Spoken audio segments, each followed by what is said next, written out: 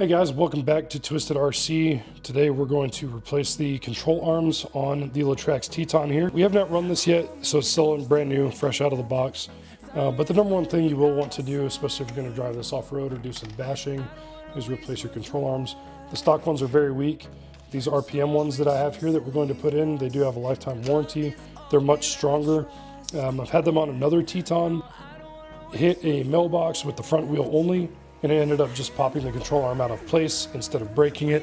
So definitely a lot stronger than the stock. So we're going to go ahead and replace those. So we'll take our body pins off.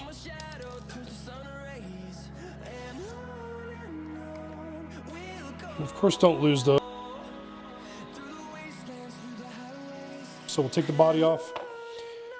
You do have a body pin right in there to hold your battery in place.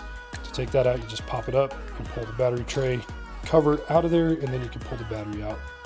To get to our control arms, the first thing we'll do is take the wheels off to make it a little easier to work around there.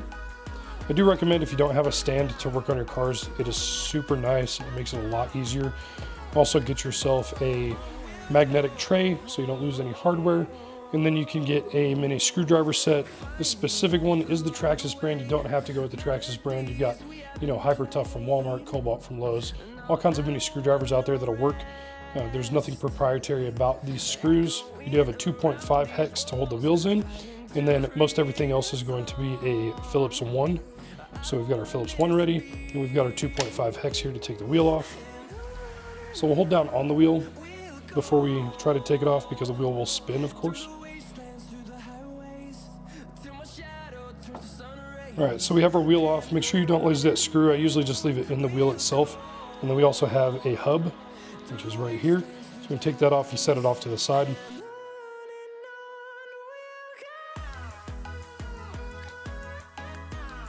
So now we have both wheels and hubs out. We're done with the 2.5 hex. So we'll move on to our screwdriver here. You really just need to pop the bottom part of the shocks out. You don't have to worry about the top. So we're going to flip this over for the rest of the video here and have it sit a little sideways. So the best way to pop these shocks out is to get a flathead screwdriver, which we've got on the other side of this. And we're just going to hold down, kind of get that screwdriver in there and pop it forward. That's going to release the control arm and components forward. And then we'll do that here as well. So now we've got our shocks hanging here. We're going to take off a total of 8 screws. 6 will be in the bumper, and then 1 on each control arm there. That'll set everything free for us. So we're going to go ahead and take off the set screws first.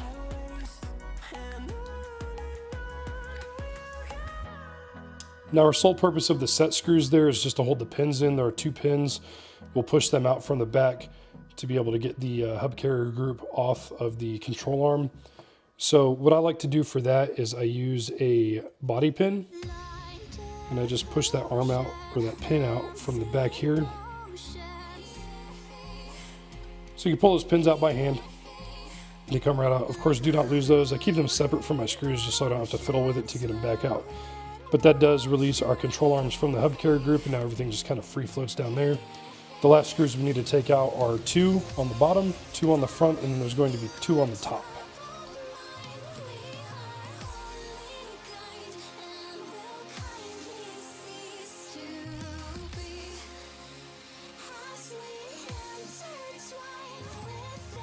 So your 2 on the front, or on the top of the front bumper, are right here. All right, so all our main screws are disconnected. We can flip it back over upside down here on our stand. Make sure all your drive shaft components are out of the way, as well as your shocks. And then we can just pull this front bumper off, pulling it forward. Some pins may come out. That's not a big deal. Those are going to go into the new control arms. And then you see your control arm pops right off. Now this black piece right here does come out from time to time. You just want to make sure that goes right back where it came out of, and then pull your pin out.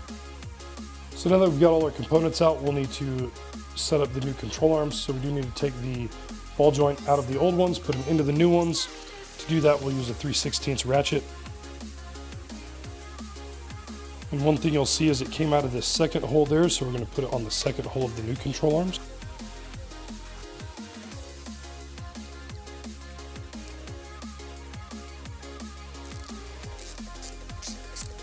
And then we'll tighten those down. This is plastic, so you don't have to tighten it down too hard. You just want it to be snug. Right. We're going to do the same thing to the other real quick.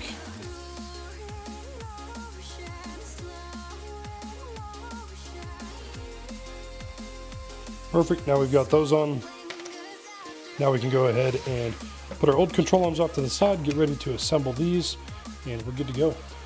So to do that, we'll take our larger pin, and we're going to have to push that through the new RPM control arms. They are a little less tolerant than the stock control arms, so you do have to push in a little tighter. Of course, you want your ball joint facing forward when you do this. And then we'll go ahead and put our front bumper back on so we can kind of hold these in place here. And there's two holes that your front bumper needs to align with the pins. And then you can just push it forward. Now these two screws generally stay in when you're taking your front bumper off. So it makes it easy to just tighten those back down, and they can move the car without having any major issues.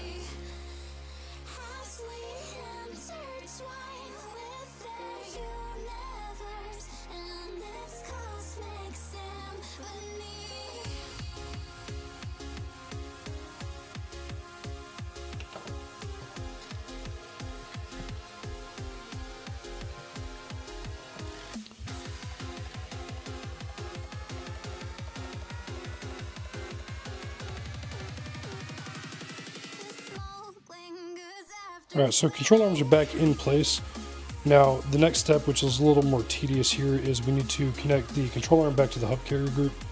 So number one step you do there is I always start the pin first.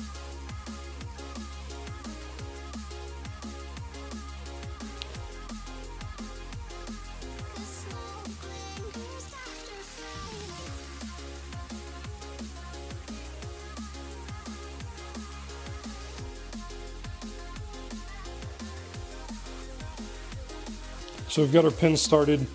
Needle nose pliers will be your friend in this next part. We do need to make sure that your drive shaft is back in place where it goes.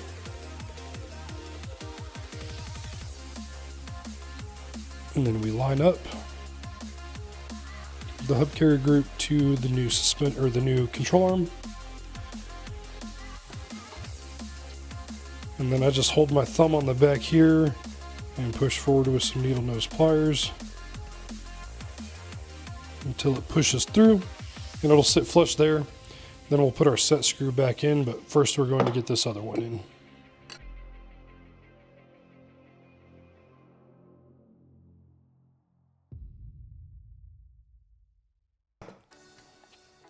All right, so this is what it should look like from the front here. So you should be able to have full movement up and down there. And then you also, this right here, is exactly what I was talking about. Your drive shaft needs to be in where it's supposed to go. If you do not put that in first and then you put those on, you're gonna have a hard time because you're gonna have to redo everything you just did. So last thing we'll do is we'll put our set screws in. Those will go in these little holes right here, one there and one there.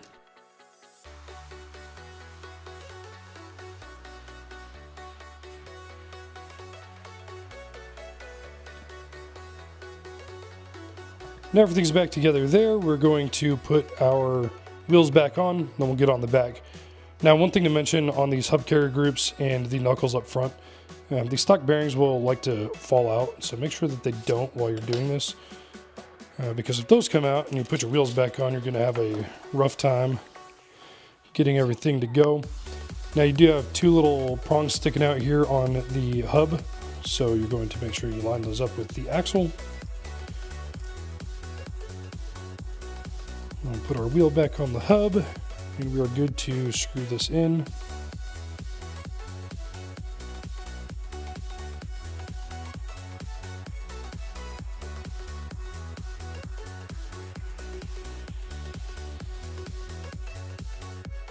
And there you have it, guys.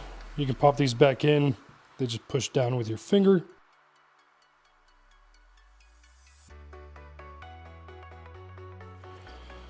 So there you have it. Everything's back together.